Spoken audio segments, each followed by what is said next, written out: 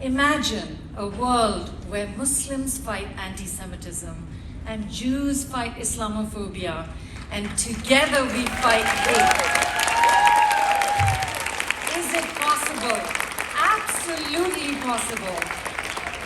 For Muslim women, the spirit of faith is particularly intense. Yet, at my organization, the American Muslim and Multi-Faith Women's Empowerment Council, AMMWEC, we're harnessing religion for good, despite the many risks that surround us. After the tragedy of 9/11, the Muslim community and the leaders mostly blamed the US foreign policy for it. Needless to say, most of the organizations were patriarchal.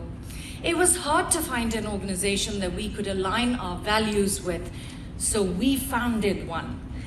To give you a sense of what AMMWEC stands for, let me share briefly from our manifesto.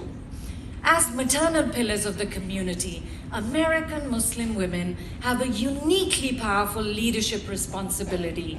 We uphold high standards of ethical conduct, we reject victimhood, and we embrace empowerment. We have so much to be proud of in our faith tradition, and yet much to be concerned about in our community. God's name is sacred. Sadly, today, many invoke his name to radicalize and terrorize. We realize it's not easy to fight hate. After 9/11, I was profiled and as such thrown off planes. And would you believe that I was called a terrorist, a sleeper agent by my colleague? So I took it as a sign from above. Fight hate with love. I learned to fight discrimination, helping remove 6 million people from the profiling list, a program today known as Global Entry. I know your hearts are sad, my sisters. So is mine. With the rising anti-Semitism, I know how you feel. I saw how you stood up for everyone, and no one stands up for you. But know this, there are many more like us who've been spiritually resisting anti-Semitism and are now slowly but surely joining our good fight. At AMMWEC, we believe in allyship. We collaborated with Combat Anti-Semitism, Shraka, and Hadassah. We hosted interfaith events, town halls, halal and kosher cooking classes, women's healthcare forums, conferences addressing women's issues, and promoted religious freedom. We were the only Muslim women's organization that supported the transformative moment in history when the Abraham Accords were signed.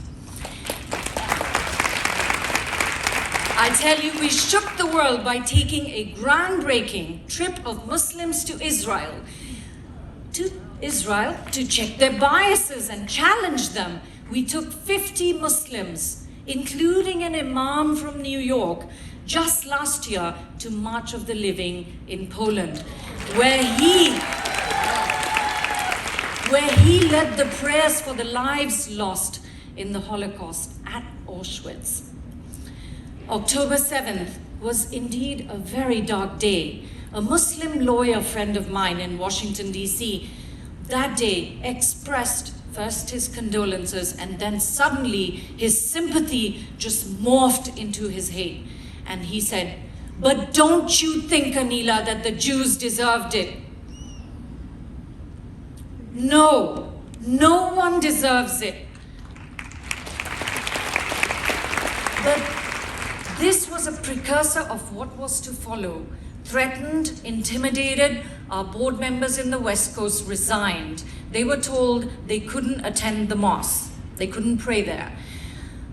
Though it took time, we came out stronger. Today, I have many death threats from terrorist organizations.